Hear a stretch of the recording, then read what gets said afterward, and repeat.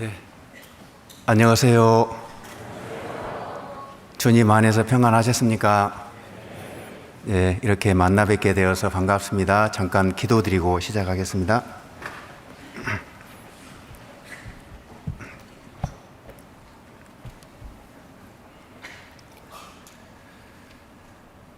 거룩하시고 자비로우시며 저희들을 사랑하시는 살아계신 하나님 아버지 감사합니다.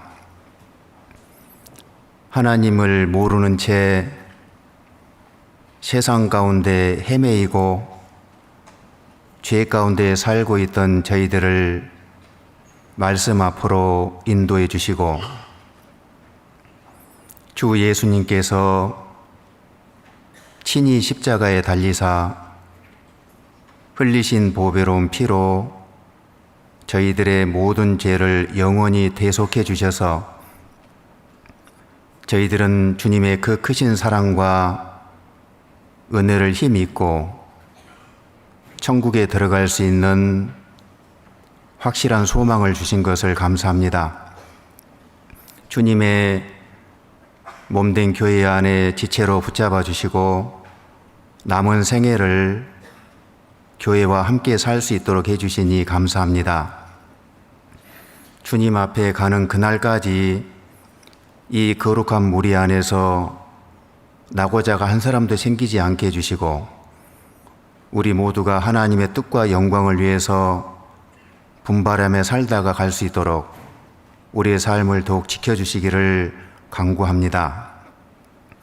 하나님의 도우심이 없이는 저희들은 그 어떤 것도 이룰 수 없다는 것을 너무나 잘 알고 있습니다.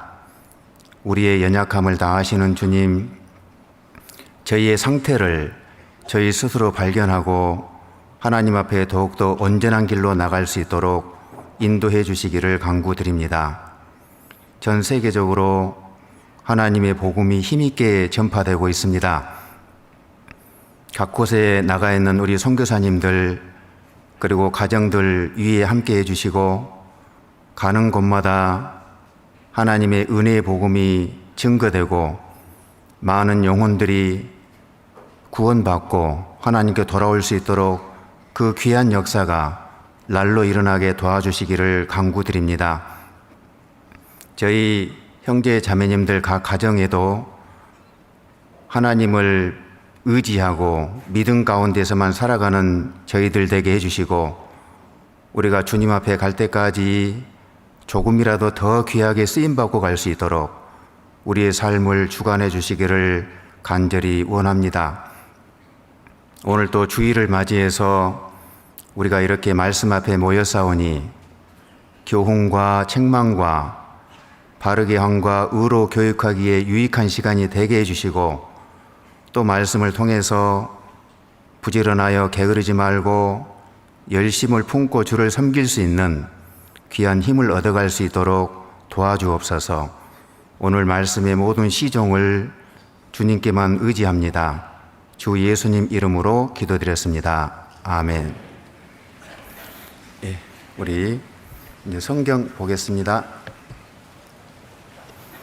로마서 12장 보겠습니다.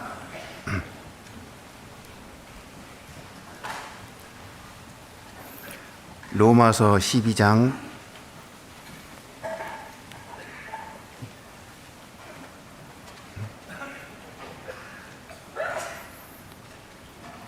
1절, 2절 같이 한번 읽고 시작하겠습니다. 그러므로 형제들아 내가 하나님의 모든 자비하심으로 너희를 권하노니 너희 몸을 하나님이 기뻐하시는 거룩한 산 제사로 드리라. 이는 너희의 드릴 영적 예배니라. 너희는 이 세대를 본받지 말고 오직 마음을 새롭게 함으로 변화를 받아 하나님의 선하시고 기뻐하시고 온전하신 뜻이 무엇인지 분별하도록 하라. 예. 이제 7월 12일부터 시작된 학예 수양회가 오늘부로 이제 막을 내립니다. 전도들 많이 하셨죠? 이번에는 어느 때보다도 더 많은 분들이 참석을 했던 것 같습니다.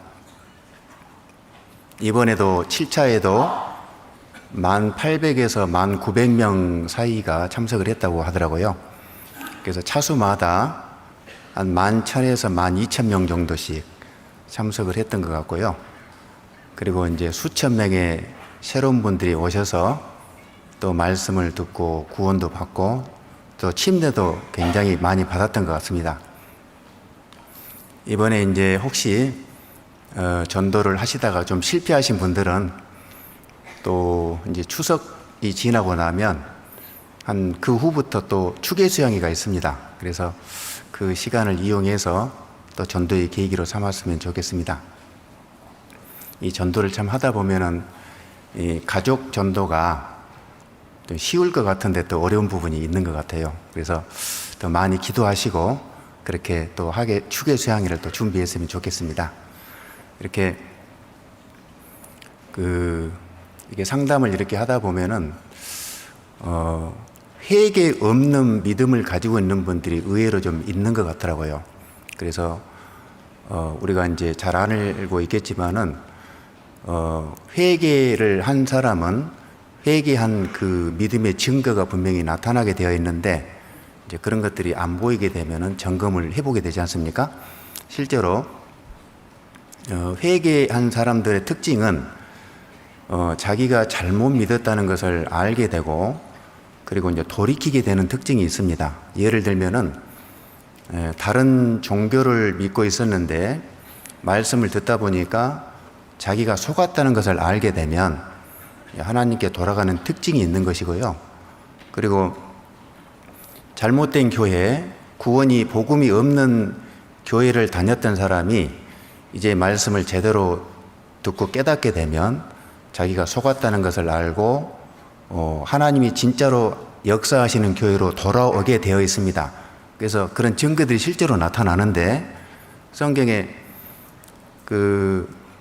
누가복음 3장에도 회개하고 돌이키란 말이 있거든요. 그리고 사도행전에도 회개하고 돌이켜 너희 죄 없이 함을 받으라. 돌이킨다는 말은 실제로 자기가 이렇게 뭔가 바꿔보겠다는 의지가 그 안에 있는 거잖아요. 그게 이제 회개죠. 회개의 시작이죠. 그래서 실제로 말씀을 들으면서 정말 마음을 열고 듣게 되면 자기가 속았다는 것도 알게 되고 하나님께 돌아가는 일이 실제로 있는 겁니다. 그리고 또 이제 하나가 있다면은 회개에 합당한 열매를 맺고 속으로 아브라함이 너희 조상이라 하지 마라. 회개에 합당한 열매라는 것이 분명히 있습니다. 그래서 열매로 그들을 안다는 말대로 자기가 정말 회개하고 믿음을 갖게 되었으면은 열매는 반드시 있게 되어 있는 것이다. 틀림없죠. 그래서 이제 그런 상담을 하다 보면 이제 그런 상담들이 있고요.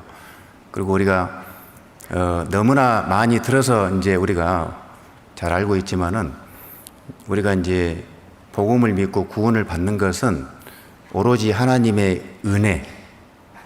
은혜잖아요. 오직 은혜입니다. 우리의 노력이나 행위는 1%도 거기에 들어갈 수가 없고 오로지 100%의 하나님의 은혜, 긍휼하심, 하나님의 그 사랑, 그걸로 인해서 우리가 구원받는 것이 너무나 확실합니다. 그래서 고린도전서 2장 4절 5절에도 긍휼의 풍성하심을 읽고 그리고 이제 뭐라 했습니까? 거기에 예수 그리스도, 우리의 허물로 죽었던 우리가 예수 그리스도로 인해서 우리가 살아났다고 되어 있잖아요.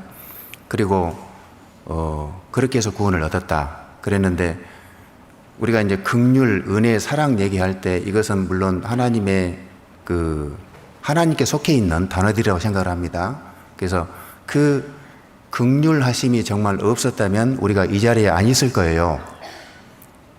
긍휼이라는 말은 우리가 알듯이 불쌍히 여기는 마음이잖아요. 그래서 하나님 우리를 정말 불쌍히 여겨주셨고 그리고 하나님의 그 사랑으로 그 은혜로 구원을 받고 이 자리에 있습니다. 이번에 아마 하계 수양회를 또 겪으면서도 또 그 은혜들을 또 느꼈을 거라고 생각을 합니다.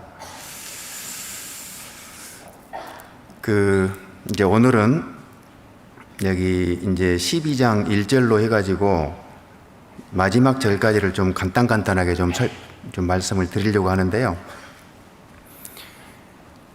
그 예수님의 그 은혜가, 그 사랑이 십자가에서 이제 분명히 나타났잖아요. 그래서 예수님이 찔리고 상하고 또 징계받고 채찍맞고 그런 것은 이제 우리의 죄 때문에 그렇게 된 것이고, 그래서 이사야 53장을 읽어보면 양이 끌려가는 것처럼, 도살장으로 끌려가는 그 양처럼 아무 말도 하지 않았다, 그렇게 말씀이 기록되어 있고, 그리고 우리가 잘 아는 것처럼 120대 채찍을 맞으셨고, 그리고 이제 그 빌라도 법정에서 골고다 산까지 약 800m 정도의 거리가 되는데, 그 거기를 비아 돌로로사라고 지금도 있거든요. 가보니까 그 적어놨더라고요. 예수님이 그 십자가를 지시고 가다가 계속 넘어졌던 자리가 표시가 되어 있습니다. 도대체 얼마나 넘어졌는지는 모르겠지만은 아마 수없이 넘어졌을 거예요. 그리고 이제 우리의 구원을 이루셔야 되니까 입을 앙당 물고 일어나서 또 걸어갔을 겁니다. 그 짧은 그 800m 그 거리를 예수님이 그 무거운 십자가를 지시고 가셨습니다. 그리고 오전 9시부터 오후 3시까지 6시간에 거쳐서 그 십자가에 달려 계셨죠. 그리고 이제 다 이루었다 하시고 운명하셨습니다. 그 과정이요. 그런 과정이 없었으면, 그런 고통이 없었으면 우리가 이 자리에 없잖아요. 그리고 이제 3일 만에 또 부활하셔서 지금은 이제 하늘에 계십니다. 천국에 계십니다.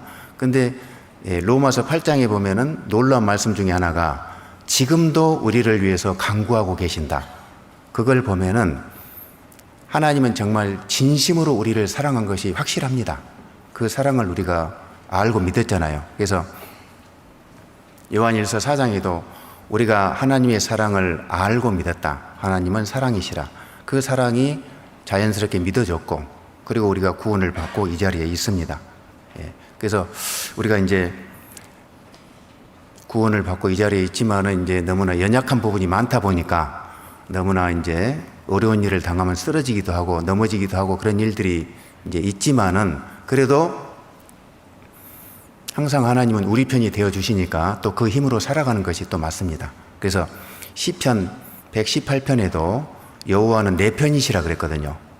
내 편이 되사 너를 돕는 자 중에 계신다. 마치 그 부모는 항상 그 자식 편이잖아요. 그것처럼 하나님도 우리를 하나님의 자녀로 인정해 주시기 때문에 항상 우리 편이 되어 주셔서 우리가 어려울 때마다, 또 그거를 시간의 간격은 있겠지만은 어려울 때마다 하나님께서 이기게 해 주시고 또 힘을 주시는 것이 맞습니다. 그래서 오늘도 이렇게 또 힘을 얻고자 이렇게 모였는데요. 우리가 이제 구원을 받은 것이 너무나 확실하니까 남은 생애를 우리가 좀 하나님의 뜻과 영광을 위해서 좀 분명하게 살아드려야 되겠는데, 이제 그 부분을 좀 교제하려고 합니다, 오늘. 근데 이제 우리가 이번에도 전도를 해봤겠지만은 참 전도를 하는 게 쉬운 것 같으면서도 더 어렵잖아요. 누가복음 14장에 보면은 어떤 그 한 사람이 그 이제 잔치를 크게 이렇게 배설해 놓고 손님들을 초청하는데 한 사람도 응하지를 않지 않습니까? 나는 밭을 샀기 때문에 못 가겠고, 나는 소 5개를 샀기 때문에 못 가겠고, 장가 갔기 때문에 못 가겠고, 이런저런 핑계를 대서 안 가는데, 우리 시대가 꼭 그런 것 같아요. 그렇게 말씀을 들어보자고 해도 잘 안 되는 것 같습니다. 가서 또 하루만 듣고 오는 경우도 있고 참 어렵습니다. 그렇지만은 또 그 가운데 또 구원받는 사람들이 또 나오니까요. 또 그 힘으로 또 하는 것 같아요. 근데 우리가 어쨌든 감사하게도 우리는 정말 너무나 큰 복을 받고 우리가 이 자리에 있는 것이 맞습니다. 오늘 여기 표시를 좀 해놓고요. 1장을 한번 봐보겠습니다. 1장.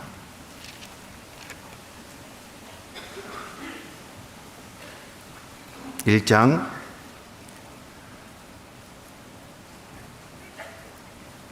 17절 보겠습니다.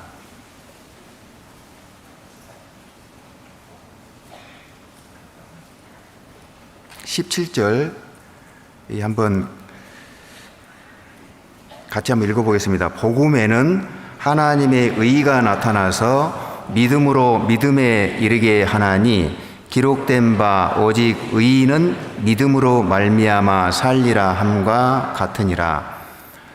이 아마 로마서를 우리가 이제 많이 접하게 되는데 로마서를 한 구절로 요약해 보시오 그러면 아마 이 구절이 아닐까 싶어요.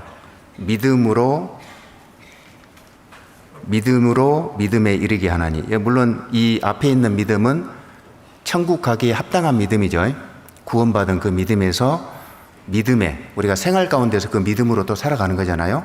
이르게 하나니 기록된 바 오직 의인은 믿음으로 말미암아 살리라 함과 같으니라. 그래서 바울 사도께서 이제 이 구원을 받는 문제가 너무나 쉬운 문제이기 때문에 아마 어떻게 해서 이제 한 명이라도 건지려고 했던 것 같습니다. 그래서 우리도 그 마음을 품고 전도를 해야 되겠다 생각이 들고요. 그런데 여기 이제 우리가 믿음으로 구원을 받기 위해서는, 믿음으로 의롭다함을 얻기 위해서는 먼저 뭘 알아야 됩니까? 나는 지옥 갈 수밖에 없는 사람이라는 걸 알아야 되잖아요. 지옥 갈 수밖에 없다라는 죄인이라는 것을 분명히 알아야 이제 구원이 되기 때문에 1장에 보면은 이방인들이 주로 짓는 죄가 무엇인지가 18절부터 쭉 기록이 되어 있습니다. 그리고 2장에는 이제 그 유대인들이 짓는 죄를 기록을 했고요. 3장에는 이방인이나 유대인이나 다 죄 아래에 있다. 그래서 3장 11절에 보면은 3장 11절에 기록한 바 의인은 없나니 하나도 없다고 했잖아요. 그래서 그 밑에 보면은 선을 행한다고 의롭게 되는 것도 아니고 율법을 지킨다고 해서 의롭게 되는 것도 아니고, 그렇죠. 우리가 잘 아는 것처럼 율법은 죄를 깨닫기 위한 목적이지 않습니까? 그렇게 해서 의롭게 되는 것이 아니다. 그러면은 어떻게 해서 의롭게 되느냐? 그 밑에 24절에 보니까 그리스도 예수 안에 있는 구속으로 말미암아 하나님의 은혜로 값없이 의롭다 하심을 얻은 자 되었느니라. 예. 그래서 하나님의 은혜를 믿음으로 값없이 의롭다 하심을 얻게 되는 것이다. 그러니까 선하게 산다고 율법을 지킨다고 되는 것이 아니고 믿음으로만 되는 것이다. 거기 28절도 보면은 그러므로 사람이 의롭다 하심을 얻는 것은 율법의 행위에 있지 않고 믿음으로 되는 줄 우리가 인정하노라 그랬잖아요. 그러니까 오로지 하나님의 은혜, 그 은혜를 믿어서 의롭다함을 받는 겁니다. 구원을 받는 겁니다. 그렇잖아요. 그리고 이제 4장에 가면 이제 구약시대 사람들은 그러면 어떻게 해서 의롭다함을 얻었을까? 우리는 뭐 알고 있지만은요, 물론 구약시대 사람들도 아담부터 시작을 해서 전부가 다 믿음으로 구원을 받잖아요. 그래서 여기 이제 두 사람을 여기 올려놨는데 한 사람은 아브라함이고 한 사람은 다윗입니다. 그래서 아브라함은 율법하고 상관없는 사람이잖아요. 율법이 있기 전 사람이니까. 그래서 율법이 있기 전에 율법과 상관없는 이 아브라함도 믿음으로 의롭다함을 얻었고, 그리고 다윗은 율법 시대 사람인데 그 사람도 믿음으로 의롭다함을 얻었다라는 것을 설명을 해 나갑니다. 그러면서 그러면 아브라함은 어떤 믿음을 가지고 있었냐? 거기에 21절에 보면은 약속하신 그것을 또한 능히 이루실 줄을 확신하였으니 그러므로 이것을 저에게 의로 여기셨느니라. 그러니까 우리의 믿음을 점검을 해보려면은 믿음의 조상인 아브라함의 믿음하고 똑같은지를 봐야 되잖아요. 내 믿음이 아브라함의 믿음과 똑같다 그러면은 그것이 이제 제대로 믿는 겁니다. 그럼 아브라함은 도대체 뭘 믿었냐는 겁니다. 여기에 하나님의 약속을 전적으로 의지했다. 그래서 약속하신 그것을 능히 이루실 줄을 확신했다. 아브라함의 아내 사라가 있었잖아요. 그 사라가 경수가 이미 끊어져 버렸는데 아브라함은 끊어졌지만은 아들이 나올 것을 믿었다는 얘기입니다. 그래서 생리적으로는 도저히 불가능한 일인데 그것을 믿었던 것처럼 믿음이라는 것은 하나님께서 약속하신 그 약속을 전적으로 의지하는 것이다 라고 설명을 해 나가죠. 그래서 이제 5장 가면은 우리가 믿음으로 이제 의롭다함을 얻었으면은 1절에 우리 주 예수 그리스도로 말미암아 하나님으로 더불어 화평을 누리자 그랬죠. 그래서 이제는 하나님으로 더불어 화평을 누리자. 천국에 들어갈 확실한 소망이 실제로 생겼고, 그리고 이제 앞으로 또 받을 영광, 그 영광을 바라고 즐거워할 수도 있고, 또 환난 중에서도 우리가 즐거워할 수도 있다. 물론 환난이라는 것은 그 믿음의 분량만큼은 정해지겠죠. 그렇지만은 어쨌든 이런 은혜들을 우리가 누릴 수 있는 것은 우리를 죽기까지 사랑해 주신 예수님의 그 십자가 은혜였다. 그 피, 그걸 설명을 해 나가죠. 근데 이제 뒤에 가면은 이제 12절부터 보면은 이제 어떻게 예수님 한 분이 모든 사람의 죄를 담당할 수가 있느냐, 그거를 설명해 주기 위해서 여기에 아담을 이렇게 끄집어냈습니다. 그래서 죄를 끌어들인 사람이 아담이잖아요, 세상에. 그래서 그 대표입니다, 대표. 죄를 짓게 한 대표죠. 그리고 이제 예수님은 죄를 완벽하게 처리한 대표잖아요. 그래서 아담하고 예수님을 비교하면서 자, 아담 때문에 우리가 죄인 되었던 것처럼 얼마든지 예수님 한 분으로도 우리가 의롭게 되는 것이 가능한 것이다. 그거를 설명해 가고 있습니다. 그러면 이제 자기의 노력과 자기 행위로 구원받는 것이 아니고 오직 믿음으로만 구원을 받는다면은 죄를 지어도 괜찮을까요? 혹시 그런 사람 나올 수 있잖아요. 죄를 지어도 괜찮나? 이제 이런 사람이 나올 수 있잖아요. 그래서 바로 1절에 뭐라 했습니까? 6장 1절에 그런즉 우리가 무슨 말하리요? 은혜를 더하게 하려고 죄에 거하겠느뇨? 그럴 수 없느니라.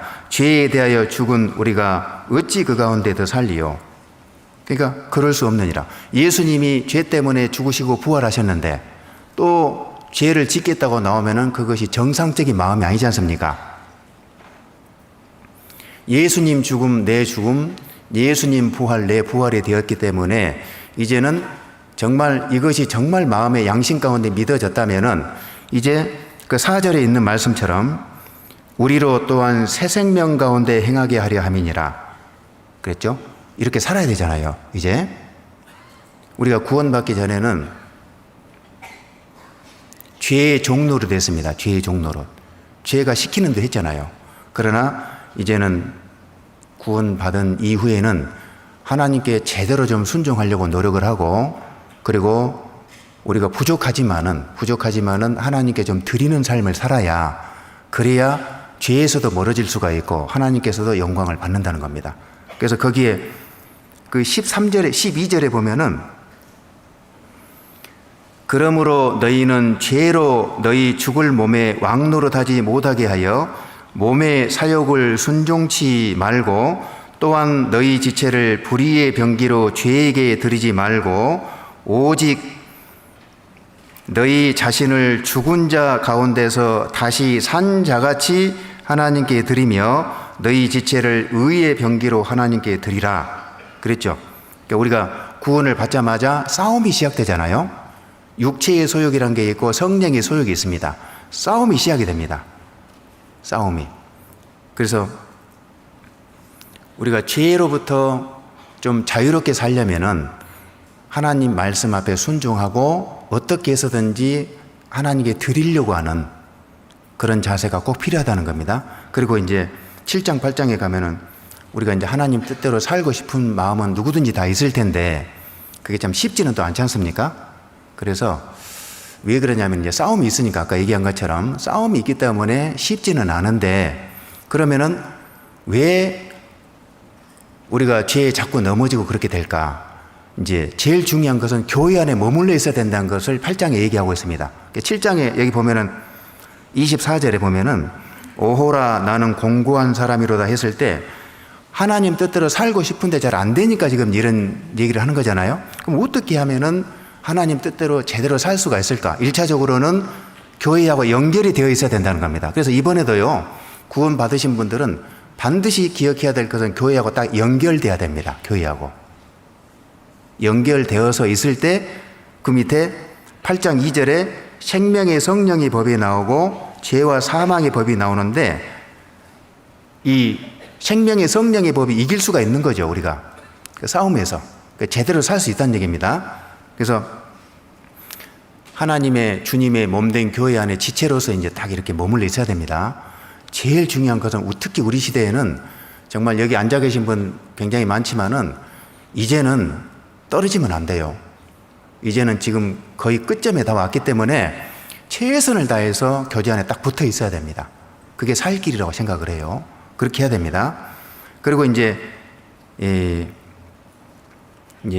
10장, 11장은 이제 이스라엘에 관한 얘기고요. 이제 12장에 보면은 12장부터 이제 마지막까지는 구원받은 사람의 신앙생활을 어떻게 해야 되는지가 기록되어 있습니다. 특히 12장을 보면 구원받은 사람은 개인 생활을 어떻게 해야 되고 교회 생활은 어떻게 해야 되고 그리고 이웃에 대해서 원수 같은 사람들에게는 또 어떻게 해야 되고 국가에 대해서는 어떻게 해야 되고 믿음이 연약한 사람을 또 장성한 사람이 어떻게 처신해야 될 것이고 쭉 기록이 되어 있습니다.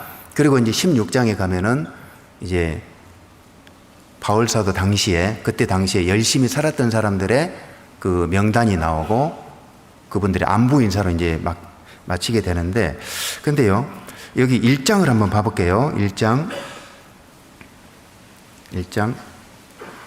오늘,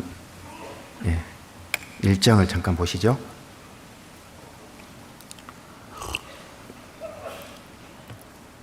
16절을 보시죠. 16절. 이 복음은 같이 읽어볼까요?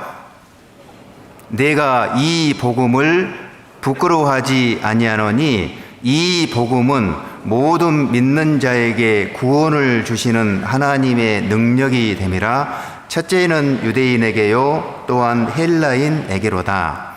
바울 사도께서 왜 그렇게 한 명이라도 건지려고 그렇게 예를 썼을까? 이유는 참말로 간단한 거죠. 여기 보면은 모든 믿는 자에게 구원을 주시는 하나님의 능력이라 했습니다. 그러니까 구원이라는 것은 모든 사람에게 주시는 겁니다. 예외가 없잖아요. 이방인도 주고 유대인도 주고 모든 누구든지 십자가의 은혜를 깨닫고 믿으면 누구든지 구원을 받을 수가 있기 때문에 이 복음을 안전할 수가 없었다. 차별도 없잖아요. 조건도 없고. 물론 이제 구원을 받아야 될 입장에서는 간절함은 필요합니다. 구원을 받고자 하는 간절함이 없이는 구원받기는 어렵잖아요. 그래서 그 간절한 마음으로 말씀을 받고 하나님을 전적으로 신뢰하는 것이죠. 그러면 믿는 것은 누구든지 할 수 있기 때문에 전해주는 게 문제입니다. 전해주는 게. 그래서 어떻게 해서든지 전해주려고 했던 겁니다. 안 전해주면 어떻게 믿습니까? 그러니까 전해주려고. 그래서 여기에 16절에 왜 내가 복음을 부끄러워하지 않느냐? 모든 믿는 자에게 구원을 주시는 하나님의 그 능력이 있기 때문에 그랬던 것이다. 우리가 경험적으로도 알지만은 간절한 마음만 있으면 누구든지 구원이 됩니다. 구원이 어려운 건 아니잖아요. 너무나 쉽고 간단하게 확실하게 뭐 미로 찾듯이 그렇게 어려운 것이 아니고 누구든지 간절한 마음만 있으면 깨달을 수 있도록 그렇게 해 놓았습니다. 오늘 여기 12장을 한번 돌아가겠습니다. 12장 표시를 좀 해놓을까요? 12장.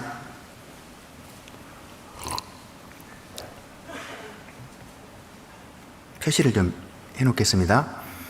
여기 아까 읽었던 1절, 2절, 이제 오늘 요거를 좀 보려고 합니다. 진짜 예배가 뭘까? 진짜 예배가 뭘까요? 그거를 좀 보려고 합니다. 그래서 1절에 그러므로 형제들아 내가 하나님의 모든 자비하심으로 너희를 권하노니 너희 몸을 하나님이 기뻐하시는 거룩한 산제사로 드리라. 이는 너희의 드릴 영적 예배니라. 구원을 받으면은 누구든지 제사장이 됩니다. 제사장이 실제로 됩니다. 그래서 그 베드로전서 2장에도 뭐라 했습니까? 오직 너희는 택하신 족속이요 왕 같은 제사장들이요 거룩한 나라요. 그랬단 말입니다. 왕 같은 제사장들이요. 그랬죠? 실제로 우리가 왕 같은 제사장이 된 겁니다. 그러면 제사장들은 뭘 하는 겁니까?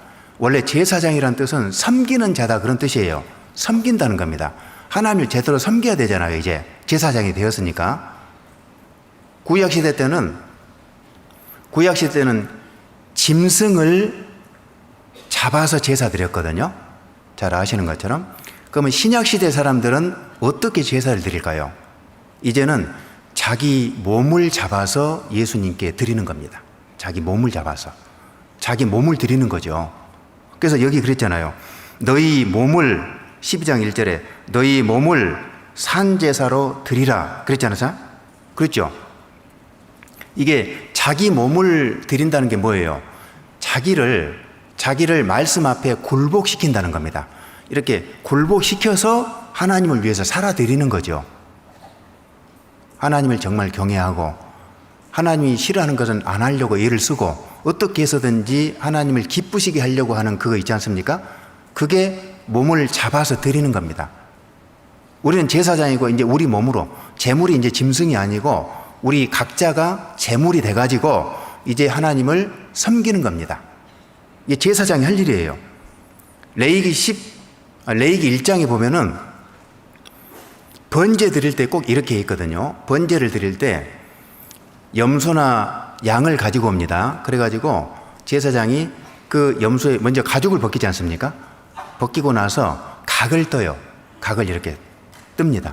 그리고 머리를 잘라냅니다. 머리를. 그리고 내장과 정강이를 꺼내가지고 깨끗하게 씻습니다. 그래가지고 그거를 갖다가 올려놔요. 번제단 위에다가. 그래가지고 불을 태워서 제사를 드리는 것이 번제거든요. 왜 이렇게 번거롭게 했을까요? 그냥 통째로 그냥 올려서 태워버리면 될 거 아니에요. 근데 왜 이렇게 각을 뜨고 내장 정강이 씻어내고 기름을 잘라내고 목도 잘라내고 왜 이렇게 번거롭게 했을까요? 이게 나중에 훗날 구원받은 사람들, 제사장이 될 사람들의 그림자라고 생각됩니다. 그림자. 봐보세요. 목이 없다는 게 뭐죠? 목은 없는 건 죽었다는 얘기거든요. 그러니까 우리가 과거에 어떻게 살았든지 간에 이제 정말 구원받은 것이 확실하면 이제는 목을 잘라내라는 겁니다. 목을 잘라내고 가능하면 이제 하나님 쪽에 맞춰서 자기가 어떤 비전을 가지고 있었으면 그것도 일단 뒤쪽으로 밀고 자기 계획이라든가 이런 거 있잖아요. 자기 거 있잖아요. 자기 거. 그거는 좀 뒤로 밀고 이제 하나님을 위해서 그게 목을 자르는 겁니다. 그리고 내장과 정강이를 물로 씻잖아요. 에베소서 5장 26절에 물로 씻는 것 같이 말씀으로 깨끗하게 하사 그 하나님의 말씀으로 계속해서 속사람을 깨끗하게 해가지고 그렇게 해서 하나님께 드리는 것이 이것이 진짜 산제사고 이것이 진짜 영적 예배다는 겁니다. 이게 우리가요 부족할지라도 그 산제사를 좀 실제로 드리는 삶을 살아야 되겠다. 제 자신도요 그런 마음이 좀 간절합니다. 그래서 우리가 이제 이렇게 뭐 영적 예배, 뭐 산제사 그런 예배, 우리 예배라는 말 자주 듣지 않습니까? 근데 우리 중에서도 이제 보니까 뭐 예배 보러 간다 이런 얘기를 가끔 하시더라고요. 그거는 전혀 성경적이지가 않습니다. 우리는 그냥 오늘 뭐 하러 왔습니까? 이 자리에 모였어요. 그냥 말씀 들어 모였어요. 모임입니다. 모임. 그리고 집회에 참석한 겁니다. 예배 보러 가는 것이 아닙니다. 그것부터 우리가 정리를 하는 게 좋을 것 같아요. 예배 보는 게 아니에요.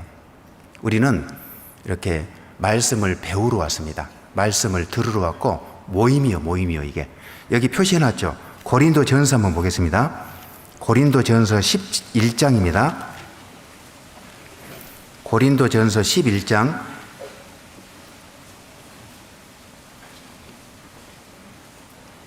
11장 17절입니다. 내가 명하는 이 일에 너희를 칭찬하지 아니하노니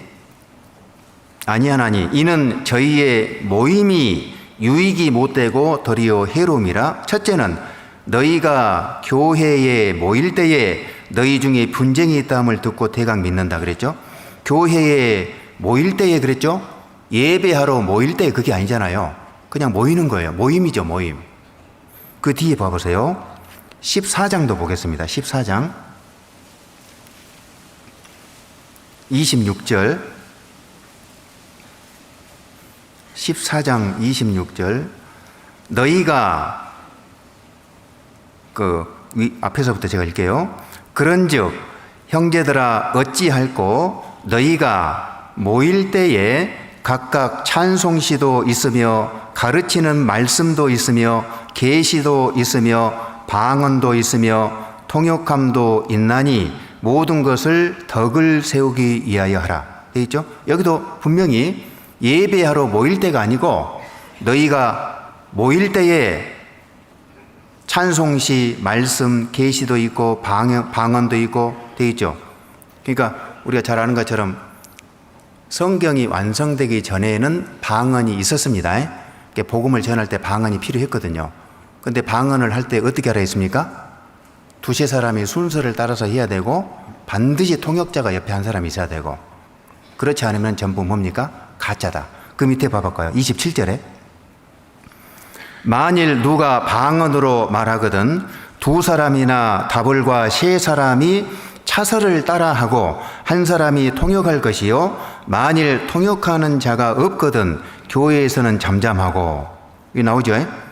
그래서 성경이 완성되기 전에는 복음 전할 때 하나님을 증거할 때 방언도 필요했는데 지금은 필요 없죠. 지금 성경 하나면 되잖아요. 지금은 뭐 잘 알고 있는 내용입니다. 어쨌든 여기에서 모일 때에 찬송도 하고 말씀도 충분히 배우고 교제도 충분히 하고 이거 보니까 지금 우리 교회하고 똑같지 않습니까? 똑같죠? 모일 때마다 우리가 말씀을 배우고 모일 때마다 또 충분하게 교제해서 또 의논하고 하지 않습니까? 그리고 계시도 있죠? 하나님이 보여주신 그때그때 보여주시는 계시들이 또 있지 않습니까? 그래서 너무나 성경적인 모임이 우리 교회라고 저는 확실하게 믿고 있습니다. 맞죠? 이게 예배입니다. 실제적으로. 예. 여기 보겠습니다. 요한복음을 한번 보게요. 요한복음 4장. 성경에서 말하는 예배가 뭔지 한번 볼게요. 요한복음 4장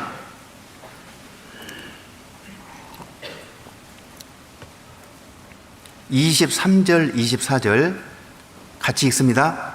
아버지께 참으로 예배하는 자들은 신령과 진정으로 예배할 때가 오나니 곧 이때라. 아버지께서는 이렇게 자기에게 예배하는 자들을 찾으시느니라.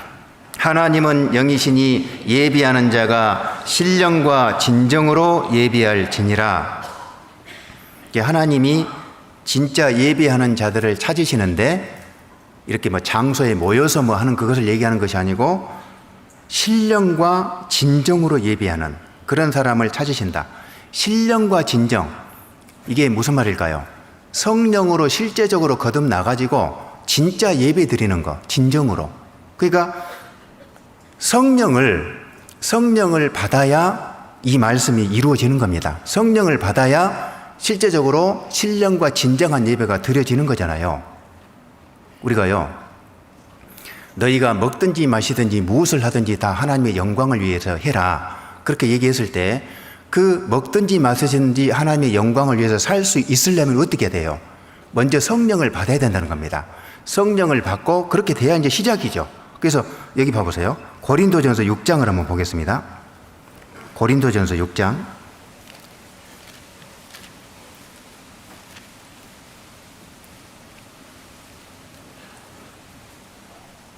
19절 잘 아시죠? 19절 20절 같이 읽습니다.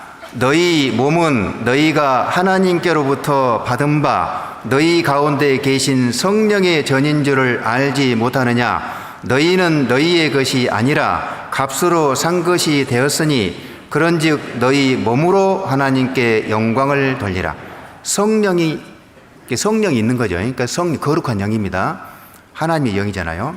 너희 몸으로 하나님께 영광을 돌리라. 이게 예배다는 겁니다. 너희 몸으로 하나님께 성령을 소유한 사람들이 몸으로 이제 하나님께 영광을 돌리는 겁니다. 그러니까 우리가 생활을 할 때 성령을 모시고 있는 전이기 때문에 함부로 살아서는 안 되지 않습니까? 함부로 살 수가 없지요. 내 것이 아니니까. 우리는 자꾸 잊어버리긴 하는데 어쨌든 내 것이 아니잖아요, 내 몸이.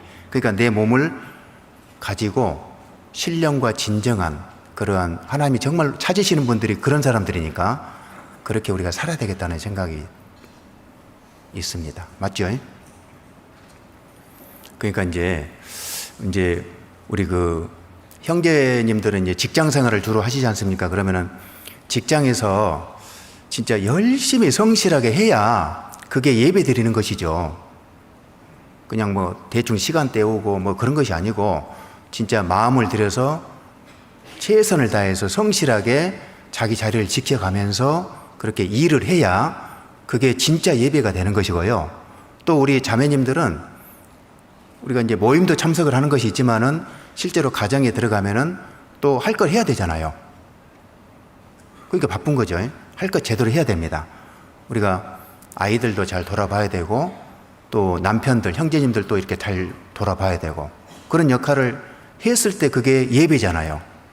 학생들은요, 공부도 열심히 하고요. 학생들은 열심히 하고 자기가 그 할 일도 찾아서 하고 이런 것들이 그러니까 뭐냐면 성실과 진정으로 성실한 마음으로 하나님 앞에 사람 앞에 하는 것이 아니고 하나님 앞에 그렇게 살아 드리는 것이 신령과 진정으로 예배 드리는 것이다. 예, 그 얘기죠. 그래서 몸으로 예배를 드린다 했을 때요. 이제 그런 의미가 있습니다. 이제 저도 과거에 직장 생활을 좀 해봤지만은 직장 생활 하신 분들은 이런 얘기를 좀 드려야 될 것 같아요. 아, 저 사람은 좀 다르다 이 얘기를 좀 드려야 될 것 같아요. 뭔가 좀 다르다. 저 사람 옆에 가면은 좀 하나님 얘기를 할 것 같은 뭔가 진짜 다르다. 저 사람은 뭔가 좀 진실되어 보인다. 그런 그 말을 좀 드려야 되지 않을까요? 직장 생활 하신 분들. 그러니까 성실해야 되거든요. 그게 영적 예배를 제대로 실제로 드려야 되거든요. 직장 안에서도. 그러면 주변 사람들 알아보겠죠. 요즘 사람들은 행동을 보려고 하지 말을 보려고 하는 게 아니잖아요. 언행일치라는 말이 있는데 말하고 행동이 부족할지라도 말과 행동이 비슷해야 되잖아요. 그래도 우리가 그렇지 않습니까? 그러니까 주변 사람들이 알아봐야 된다는 얘기입니다. 뭔가 다르다고. 그렇게 해야 전도를 할 때도 뭔가 설득력이 있고 그렇게 되는 것이지 말로는 안 된다. 열왕기하 5장에 보면은 그 이스라엘에서 포로로 끌려왔던 그 작은 게지바이가 그 기록이 되어 있습니다. 그 작은 게지바이가 그 나아만에게 이스라엘 땅에 가면은 엘리사 선지자가 있는데 이 사람한테 가면 문둥병이 나았습니다. 이 설득력이 어디서 나왔을까요? 행동을 그렇게 했다는 얘기입니다. 맨날 찡그리고 있고 불평 불만 많고 막 그렇게 해버리면은요, 그러면은 가겠어요?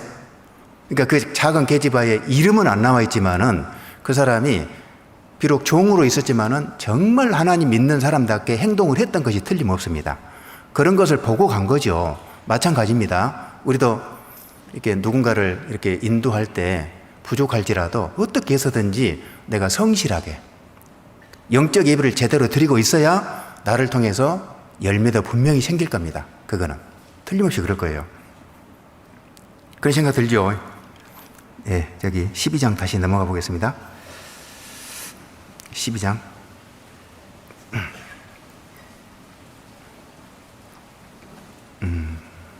우리 여기 하나 찾아보겠습니다. 거기 표시되어 있으니까 마태복음 5장을 한번 보고 넘어가겠습니다. 마태복음 5장.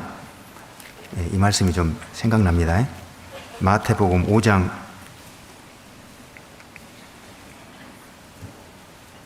16절입니다. 16절. 마태복음 5장 16절. 이같이 너희 빛을 사람 앞에 비치게 하여 저희로 너희 착한 행실을 보고 하늘에 계신 너희 아버지께 영광을 돌리게 하라. 이거 딱 보니까 아, 이게 예배다는 생각이 들잖아요. 그죠? 예. 너희 착한 행실을 보고 하늘에 계신 너희 아버지께 영광을 돌리게 하라. 이것이 신령과 진정으로 드리는 영적 예배다. 착한 행실을 보고, 그걸 보고 주변 사람들이 알아봤을 때 전도도 될 거 아닙니까? 거기 로마서 12장을 다시 넘어가겠습니다. 로마서 12장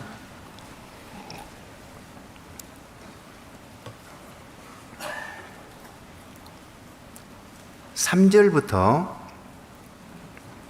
13절까지가 구원받은 사람이 교회 생활을 어떻게 해야 될 것인가가 기록이 되어 있거든요.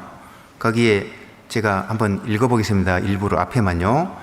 내게 주신 은혜로 말미암아 너희 중 각 사람에게 말하노니 마땅히 생각할 그 이상의 생각을 품지 말고 오직 하나님께서 각 사람에게 나눠주신 믿음의 분량대로 지혜롭게 생각하라. 우리가 한 몸에 많은 지체를 가졌으나 모든 지체가 같은 직분을 가진 것이 아니니 이와 같이 우리 많은 사람이 그리스도 안에서 한 몸이 되어 서로 지체가 되었느니라. 우리에게 주신 은혜대로 받은 은사가 각각 다르니, 그 밑에 8절, 혹 권위하는 자면 권위하는 일로, 구제하는 자는 성실함으로, 다스리는 자는 부지런함으로, 긍휼을 베푸는 자는 즐거움으로 할 것이니라. 참 중요한 말씀입니다. 몸이 하나잖아요. 몸이 하나인데 지체가 이제 이렇게 붙어 있죠. 교회가 그렇다는 얘기인데요. 머리는 우리 주님이시고요. 몸이 교회잖아요. 그래서 여기 보면 이제 우리 이렇게 설명을 해 나가고 있는데, 그래서 우리가 보통 주님의 몸된 교회 이렇게 얘기합니다. 머리가 이제 예수님이니까요. 몸된 교회. 그래서 우리가 신앙생활 할 때 제일 중요한 것이 뭐냐? 자기의 자리를 잘 지키는 거다는 겁니다. 위치를 지키는 거죠. 자기의 위치를 잘 지켜가지고, 질서라는 게 있잖아요. 교회 안에는 보이지 않는 질서가 있지 않습니까? 그 위치, 그 다음에 그 질서라는 게 있기 때문에 그걸 잘 이렇게 지켜서 이제 이것이 바탕이 되어서 그리고 이제 교회 생활을 하는 거거든요. 그거를 그래서 3절부터 8절까지를 얘기해 주신 겁니다. 그러니까 교회에서는 이제 우리가 이제 봉사도 하고 있고 직분이 다 있는데, 그 직분 자체가 계급은 아니잖아요. 계급장이 아니지 않습니까? 계급장이라고 생각하는 순간 큰일 납니다. 그것은 계급장이 아닌데, 그것은 복음을 전할 때 필요했기 때문에 하나님이 정해준 거죠. 정해준 거. 어쨌든 하나님이 정해놓은 그 질서 안에서 그 위치를 잘 지켜가면서 이제 여기에 시작입니다. 그리고 나서 거기 이제 9절에 사랑엔 거짓이 없나니 악을 미워하고 선에 속하라. 형제를 사랑하여 서로 우애하고 존경하기를 서로 먼저 하며 부지런하여 게으르지 말고 열심을 품고 주를 섬기라. 소망 중에 즐거워하며 환난 중에 참으며 기도에 항상 힘쓰며 성도들의 쓸 것을 공급하며 손 대접하기를 힘쓰라. 그래서 아까 우리가 이제 그 위치를 잘 지키는 가운데에서 이제 우리가 이걸 해야 된다. 이렇게 교회 안에서는. 마태복음 25장에 보면은 달란트 비유 잘 아시죠? 5달란트 받은 사람이 5달란트를 남겼고 2달란트 받은 사람은 2달란트를 남겼는데, 그건 뭔 얘기입니까? 무슨 얘기죠? 5달란트를 남겼다는 것은 최선을 다해서 남겼다는 얘기거든요. 2달란트도 마찬가지입니다. 달란트가 다 다르잖아요. 은사도 다르지 않습니까? 그런데 어쨌든 5달란트를 받은 사람은 5달란트를 남겼을 때 칭찬이 있는 것이고요. 2달란트 받은 사람은 2달란트를 남겼을 때 칭찬이 있는 것이다. 그래서 마태복음 25장 거기 읽어보면 칭찬의 내용이 글자 하나도 안 틀리고 똑같다는 거 아시죠? 똑같습니다. 똑같습니다. 자기가 위치를 지키면서 최선을 다했을 때 하나님이 그렇게 칭찬을 해주시는 겁니다. 각자의 위치가 다 있지 않습니까? 그 위치를 바탕으로 해가지고 이제 9절에 악을 미워하고 선에 속해라. 형제를 사랑하며 서로 우애하고 존경하기를 서로 먼저 해라. 그래서 앞을 바탕으로 해서 이제 이렇게 하라는 건데요. 여기 보면은 10절 한번 볼게요. 10절. 형제를 사랑하여 서로 우애하고 존경하기를 서로 먼저 하며, 이 먼저라는 말이 눈에 좀 들어오더라고요. 먼저 하고, 먼저. 그러니까 우애라는 게 뭐예요? 친구처럼 지내는 거죠. 친구처럼. 우리 형제 자매님도 그렇게 지내잖아요. 친구처럼. 우애하고. 그러니까 친구처럼 지낸다는 무슨 그냥 친구가 아니고 따뜻한 관계를 말합니다. 따뜻하게 그렇게 지내고, 존경하기를 먼저 한다.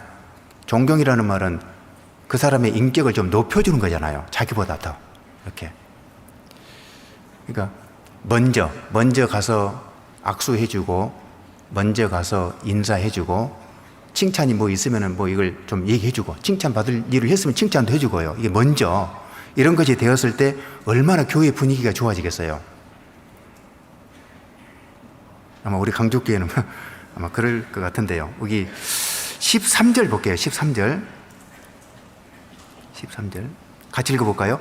성도들의 쓸 것을 공급하며 손대접하기를 힘쓰라. 초대교회 때는요, 실제로 가난한 사람이 많았거든요. 물질적으로 가난한 사람이 많다 보니까 어떻게 해서든지 믿음의 가정들에게 손대접하기를 힘써라. 최선을 다해 힘써서 이렇게 대접을 하는 겁니다. 근데 실제로 대접한다는 것이 쉬운 것 같지만 또 어렵지 않습니까? 근데요, 주변에 보면은 진짜 그 대접하기를 좋아하는 사람들이 있더라고요. 제가 이제 광주에 내려온 지가 한 7개월, 8개월 됐는데, 야, 우리 광주 분들은 이 잔정이 확실히 많아서 그런지 그 대접하기를 그렇게 좋아하더라고요. 우리 광주 중북교에도 그런 분들이 많아요. 굉장히 교회가 따뜻합니다. 그런 게 있다 보니까. 그래서 이게 대접하기를 좋아하는 사람들 옆에는 사람들이 항상 있어요. 인색한 사람은 주변에 사람이 없으면 특징이 그거예요. 사람이 없어요. 차갑잖아요. 그죠? 그러니까 주변에 좀 사람들이 좀 있어야 됩니다. 그 말은 내가 대접을 잘하고 있다. 그렇게 보면 될 것 같아요. 이따 식사 끝나고요, 커피라도 한 잔 대접해 보세요. 대접이라는 것도 이게 배워야 됩니다, 몸에. 그럼 내가 대접을 하면 누가 채워줍니까? 성경에 하나님이 채워주잖아요. 경험해 보셨어요? 내가 대접을 하면은요, 실제로 하나님이 채워주는 게 있습니다. 주라 그래 놓고 뭐라 했습니까? 흔들어 넘치도록 해서 안겨준다 그랬지 않습니까? 실제로 대접 문화가 좀 제대로 좀 돼야 됩니다. 그래서요, 히브리서 13장에도 손님 대접하기를 잊지 마라. 부지 중에 천사들을 대접한 이들이 있었다 그랬거든요. 부지 중에 누굽니까? 아브라함하고 롯이잖아요. 실제로 대접한다고 했는데 알고 보니까 천사들이었어요. 그 사람들이. 그런 일도 실제로 있다는 겁니다. 그러니 하나님이 안 갚아주겠냐? 어떻게 생각하세요? 믿어야 되잖아요, 우리도요. 여기 잠언 한번 보겠습니다. 잠언 3장.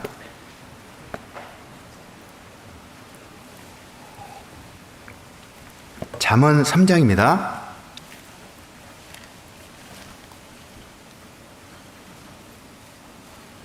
잠언 3장 27절, 28절입니다. 같이 읽어볼까요? 내 손이 선을 베풀 힘이 있거든 마땅히 받을 자에게 베풀기를 아끼지 말며 내게 있거든 이웃에게 이르기를 갔다가 다시 오라 내일 주겠노라 하지 말며. 이걸 보면은 무슨 얘기입니까? 베푸는 것도 뭐가 있어요? 기회가 있는 거잖아요. 기회가, 때가 있는 것이다. 그래서 기회가 왔는데 지나버리면은 이제 베풀려고 해도 기회는 지나가 버렸잖아요. 그러니까 기회가 왔을 때 마음에서 뭔가 동했을 때 베풀라는 겁니다. 특히 우리 믿음의 가정들에게는 베풀라는 겁니다. 그러니까 세상 사람들은 꽉 쥐는 것이 성공이잖아요. 우리는 베풀어야 성공입니다. 베풀어야 돼요. 그 문화가 구역이나 이렇게 그런 문화가 이게 잘 되어 있으면 얼마나 그 구역이 뜨겁겠습니까? 그 뒤쪽에 한번 볼게요. 앞쪽에 한번 보시죠. 앞에. 뒤쪽 거기 11장을 한번 보겠습니다. 11장 25절에 11장 25절 여기도 같이 읽어볼까요? 구제를 좋아하는 자는 풍족하여질 것이요 남을 윤택하게 하는 자는 윤택하여지리라. 그러니까 여기도 나왔죠. 구제라는 게 이렇게 나눠준다는 얘기입니다. 여기저기 나눠주는 걸 얘기하는데, 그렇게 했을 때 풍족하여질 것이요 남을 윤택하게 하면은 자기가 윤택해진다. 그래서 베풀었을 때 하나님의 도우심을 경험할 수가 있다는 얘기입니다. 그래서 영육 간에 분명히 그런 경험을 할 수 있습니다. 그래서요, 베푸는 문화가 참 필요하겠다 싶어요. 우리는 인색하면 안 될 것 같아요. 예. 그리고 다시 한번 넘어갑니다. 로마서 12장 넘어가겠습니다.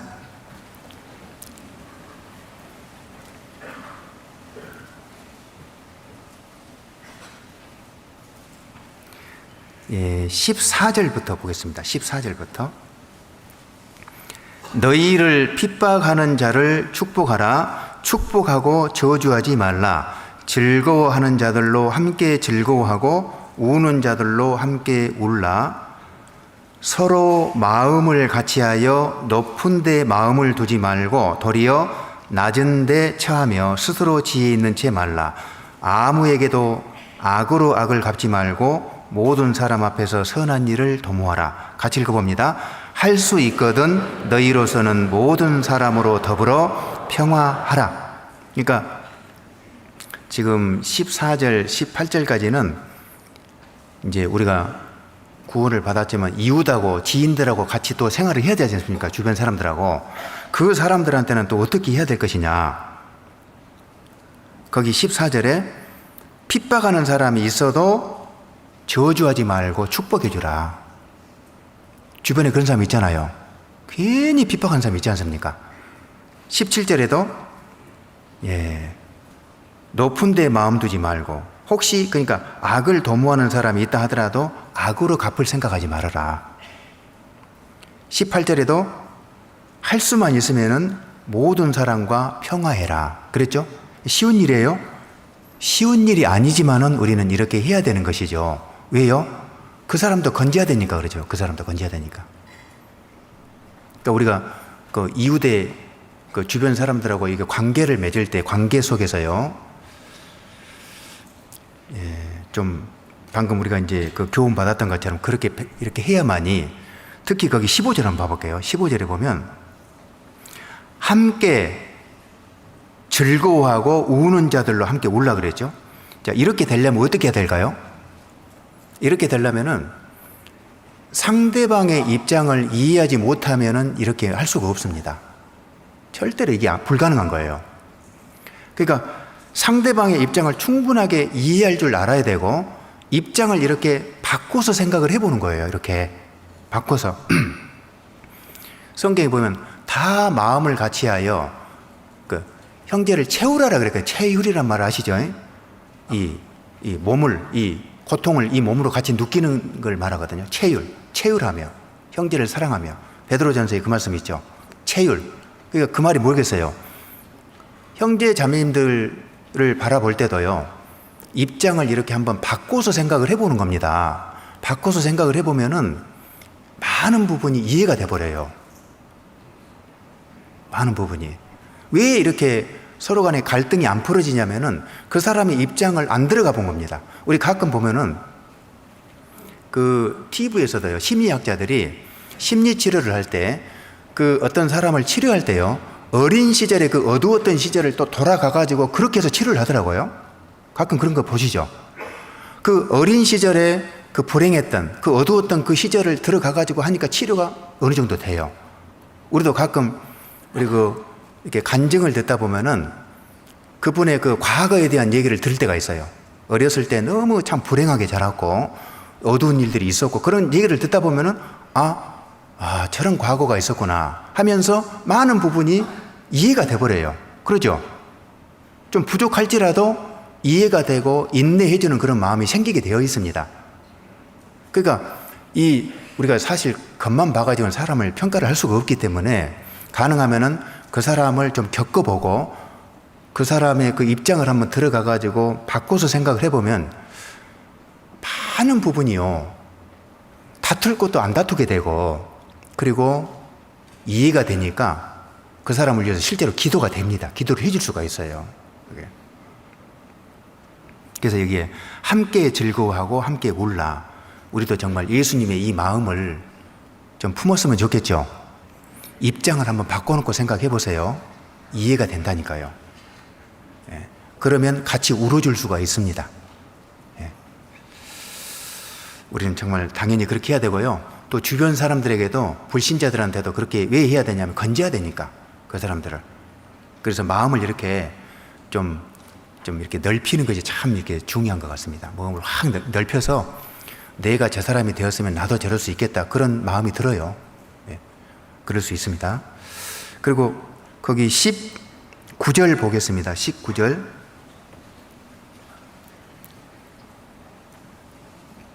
(21절까지) 원수같이 이제 하는 사람이 있잖아요. 원수가 생겼을 때 어떻게 해야 될까요? 여기 보면, 내 사랑하는 자들아, 너희가 친히 원수를 갚지 말고 진노하심에 맡기라. 기록되었으되 원수 갚는 것이 내게 있으니 내가 갚으리라고 주께서 말씀하시니라. 내 원수가 줄이거든 먹이고 목마르거든 마시우라. 그리함으로 내가 숯불을 그 머리에 쌓아 놓으리라. 같이 읽어볼까요? 악에게 지지 말고, 네, 참 우리가 잘 알고 있는 말씀입니다. 악에게 지지 말고 선으로 악을 이기라. 그래서 혹시 우리가 이제 주변에 원수처럼 나타나는 사람들이 있지 않습니까? 그런 사람들은 어떻게 처신해야 될 것이냐. 그런 사람을 네가 원수 갚으려고 하지 말고 하나님께 전적으로 맡겨버리라는 겁니다. 그리고 너는 네 할 일 해라. 그래서 물을 달라 하면 물 주고, 배고프다 하면 또 같이 이렇게 대접해 주고, 우리가 할 일이죠, 그게. 그렇게 하다 보면은 그 사람 마음을 하나님이 바꾼다. 하나님이. 그러니까 하나님이 정리하시는 거죠. 하나님이. 그래서 우리의 해야 될 것은, 원수 같은 사람이 나타났어도 그것이 우연이 아니기 때문에 내가 할 일 하면 돼요. 이 말씀대로 하려고 노력을 한번 해보십시오. 그러면 진짜 원수 같은 사람도 이해가 된다니까요. 여기 숯불을 그 머리에 쌓아놓으리라 그랬는데, 숯불이 머리에 있으면 얼마나 고통스럽습니까? 나중에는 어떻게 됩니까? 그 사람이 정말 우리가 선대해 주잖아요. 선하게 대우해 주잖아요. 그러면은 그 사람이 반성할 수가 있다. 자기의 잘못을 인정하고 반성할 수가 있다. 그 얘기입니다. 회개할 수가 있다, 그 말이에요. 우리는 회개시킬 수 없잖아요. 우리는 우리 할 일만 하면 되고, 하나님께서 반성할 수 있도록 그 마음을 바꿔주시는 것이죠. 그래서 주변에 우리가 원수가 없는 것이 가장 좋지만은, 혹시 그런 사람이 있다 하더라도 그런 마음을 가지고 해보시자는 겁니다. 가능하거든요. 왜냐하면 우리 안에 사랑이 있으니까 가능하거든요, 그게. 여기 보겠습니다. 잠언 25장 보시죠. 잠언 25장.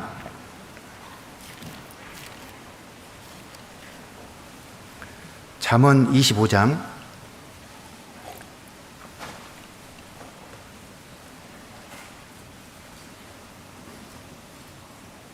21절, 22절, 21절, 22절입니다.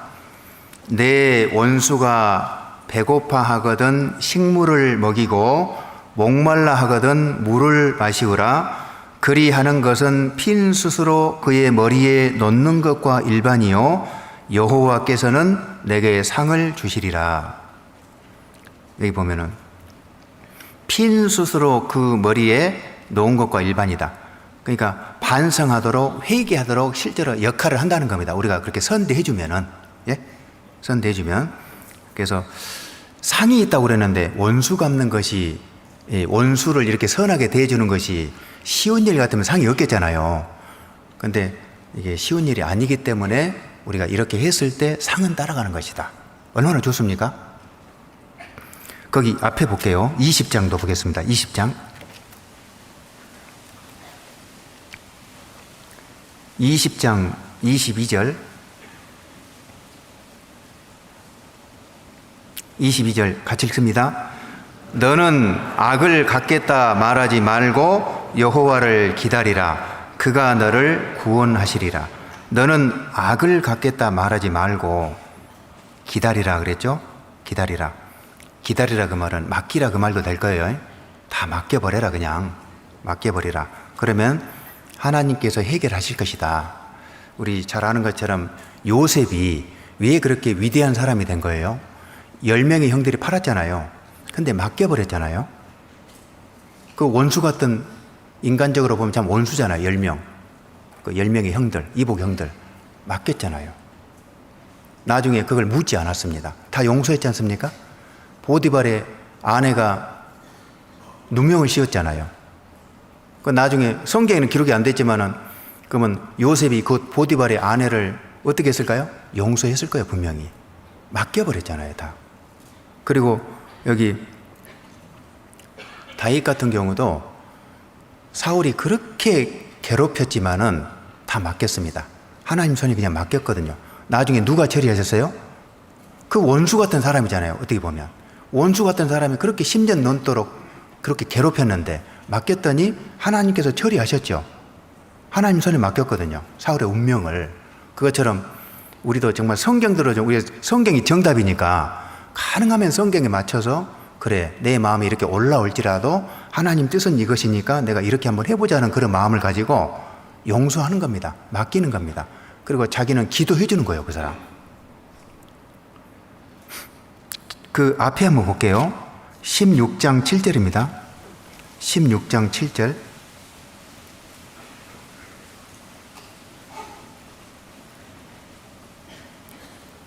여기도 같이 읽어요. 사람의 행위가 여호와를 기쁘시게 하면 그 사람의 원수라도 그로 더불어 화목하게 하시느니라. 참, 그 사람의 원수라도 화목하게 한다. 하나님의 능력이 아니면 이렇게 안 되겠죠. 우리가 해야 될 일은 뭡니까? 여호와를 기쁘시게 하면, 우리가 해야 될 일만 하고 있으면은, 성경대로 순종하면은, 그러면은 하나님께서 주관하셔서 화목하게 하실 것이다. 이런 말씀도 우리가 믿어야 되잖아요. 그러니까 신앙생활을 하면서 계속해서 느끼는 것이 뭐냐면은 우연은 없다. 그건 확실합니다. 우연처럼 보이는데 우연은 없다. 어쨌든지 간에 이런 상황은 하나님이 허락하셨다는 겁니다. 원수 같은 사람도 주변에 하나님이 허락하셨기 때문에 두신 겁니다. 그렇게 이제 생각을 하고 이제 풀어나가야 되겠잖아요. 그러니까 우연은 없습니다. 하나님이 허락하셨기 때문에 있는 거예요. 이제 거기서부터 이제 시작입니다. 그리고 어떤 자기의 의도하고 상관없이 뭔가 억울한 일을 당할 때도 실제로 있거든요. 그런 일도 있더라고요, 실제로. 억울한 일을 당했을 때 어떻게 해야 됩니까? 굳이 막 해명하려고 애쓸 필요는 없을 것 같아요. 그냥 기도하고 맡기면 될 것 같아요, 그것도. 저도 한번 실패를 한 적이 있거든요. 그것 때문에 한번 좀 문제가 좀 된 일이 있었는데, 맡기면 될 일을 갖다가 막 내가 해명하려고 하다 보니까 막 부스럼이 더 나는 것 같더라고요, 이게. 그래서, 어떤 억울하다고 생각되는 일이 있어도 어쨌든 간에 맡기면 된다. 왜? 하나님이 살아 계시니까요. 하나님이. 키가 하나님께 있으니까요. 여기 베드로전서 한 장 봅니다. 베드로전서 2장.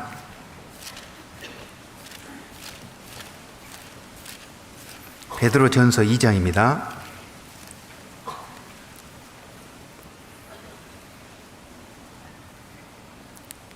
예, 19절 20절입니다. 19절 20절. 제가 19절 20절만 제가 읽겠습니다. 애매히 고난을 받아도 하나님을 생각함으로 슬픔을 참으면 이는 아름다우나 죄가 있어 매를 맞고 참으면 무슨 칭찬이 있으리요? 오직 선을 행함으로 고난을 받고 참으면 이는 하나님 앞에 아름다우니라. 잘 아시죠? 이게 오직 선을 행함으로 고난을 받고 참으면 아름답다 해놓고 21절에 이를 위하여, 선을 행함으로 고난받기 위해서, 그 말입니다. 고난받기 위해서 너희가 부르심을 입었으니 그리스도도 너희를 위하여 고난을 받으사 너희에게 본을 끼쳐, 고난의 본이죠, 그 자취를 따라오게 하려 하셨느니라 했습니다. 그래서 여기도 보면은 애매히 고난을 받아도 우리가 예수님만큼은 비할 수가 없지 않습니까? 예, 그래서 그렇게 생각하면 좀 편한 것 같아요. 예수님만큼 고난을 받아본 적도 없고 우리가 고난 해봐야 뭐 큰 고난이 없잖아요. 그래서 애매히 고난을 이렇게 받을 때도 이건 우연이 아니다. 뭔가 목적이 있을 것이다 라고 긍정적으로 생각을 하고, 그러다 보면은 예수님 뒤를 따라가는 거나 마찬가지입니다. 그게. 그렇게 되면 이제 하나님이 정리해 주시는 거죠. 하나님이. 이제 우리가 어차피 이제 이 세상 사는 동안에는 훈련병이니까 그런 좀 마음을 좀 이렇게 여유를 가지고 그렇게 살았으면 좋겠어요. 예.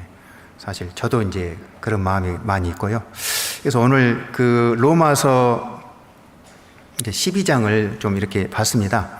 그래서 구원받은 이후의 개인 생활, 그 다음에 교회 생활은 어떻게 해야 되고, 또 이웃, 또 원수들에게는 또 어떻게 해야 되고, 그거에 대해서 좀 살펴봤습니다. 같이 기도하고 마치겠습니다. 네. 고마우신 우리 아버지 하나님, 저희가 이 자리에 있는 것이 얼마나 감사한지 모릅니다. 주님 앞에 가는 그날까지 한 사람도 낙오자가 생기지 않도록 해주시고, 우리 모두가 하나님 앞에 섰을 때 칭찬받는 자들로 설 수 있도록 우리의 삶을 더욱 이끌어 주시기를 간절히 원합니다. 저희들 중에 병 중에 계신 분들, 여러 가지 마음의 고통 중에 있는 분들도 하나님의 말씀으로 친히 위로해 주시고 힘을 주셔서 남은 때를 더욱더 힘차게 살아갈 수 있도록 도와주옵소서. 오늘 말씀의 모든 시정도 주님께 감사드립니다. 예수님 이름으로 기도드렸습니다. 아멘. 네. 찬송가